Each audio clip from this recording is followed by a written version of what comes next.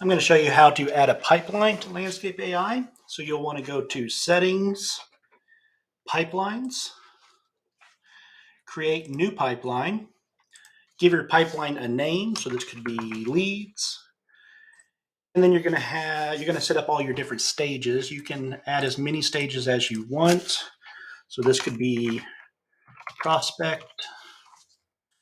This could be contacted, engaged,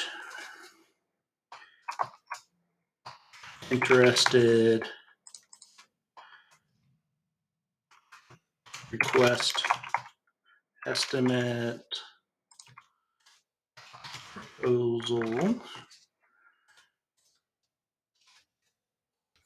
estimate, accepted, estimate, lost, estimate, scale.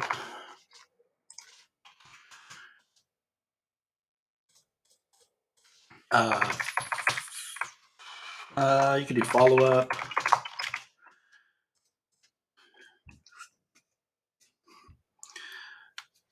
You could do nurture. Okay, and then you can select the individual stages if they're going to show up in the pie chart and the funnel chart on the dashboard. So if you don't want a certain stage to show up on those for some reason, you can unselect individual stages. You can also delete the stage. You can move the stages using the up and down arrows to rearrange them. And then you can also select if you want this pipeline to show up in the funnel or pie chart all together. So if you uncheck this, it won't show it all. If these are checked, but you uncheck one of these, then this stage won't show up, but the rest will. So when you're done, just click Save. And there's your new pipeline. You can click the pencil to go back to that screen and edit it if you wish. You can delete the pipeline, clicking the trash can icon when it loads up over here. And you can, of course, create a new pipeline. So you can have multiple pipelines. You may have one for leads. You may have one for customers to go through their customer journey, with different stages there. And those stages could be new customer, reoccurring customer. You could have it based off of time, so you may find that your customers are more likely to maybe cancel service with you if they're a newer customer, within the first 3 months or something. So you may market and nurture those people differently than one that's been with you for a year or 3 years or 5 years. So you can select those stages and then base your marketing off of those different timelines in those stages. So another use that we found for these pipelines is candidates.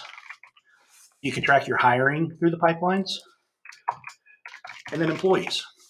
So again, employees, it may be a new hire versus maybe a probationary hire where they've got 30 or 90 days where they're on probation versus a permanent hire or a long-term employee, who's maybe been with you for 3 years, 5 years. And you can use that to, not really market to necessarily, but in a way it is marketing to them, but engage your employees, doing things like sending them birthday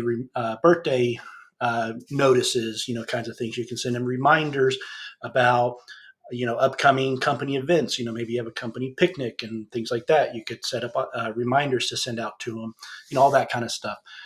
So there's a lot of uses here for the pipelines, and you can, I'm sure there's more uses beyond what we've come up with, but those are kind of the four that we see probably will be the most common in the system.